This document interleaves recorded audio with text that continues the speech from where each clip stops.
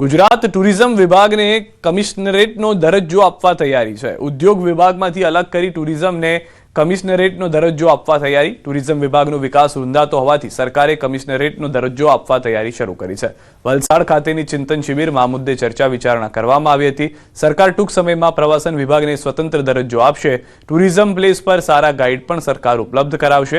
Statue of unity, Dwarka, Somnath, Ambaji, Kutch અને સાપુતારા જેવા પ્રવાસન સ્થળોના કારણે ગુજરાતમાં પ્રવાસીઓની સંખ્યા સતત વધી રહી છે। ટુરિઝમ વિભાગને સ્વતંત્ર અને મજબૂત વહીવટી માળખું આપવાનો નિર્ણય રાજ્યના પ્રવાસન ક્ષેત્ર માટે માઇલસ્ટોન સાબિત થઈ શકે છે।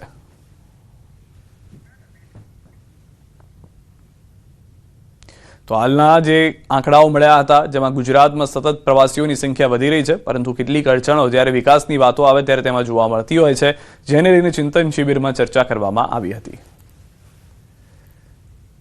ભરૂચથી સમાચાર। ભરૂચના કંસારવાડમાં સોનીની દુકાનમાં ચોરીનો બનાવ। ઘડામણનું કામ શીખવા આવેલ કારીગરે ચોરી કરી।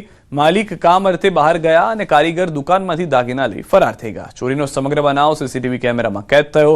એ ડિવિઝન પોલીસે ₹5.32 લાખમાં દાગીનાની ચોરીનો ગુનો નોંધી તપાસ શરૂ કરી છે।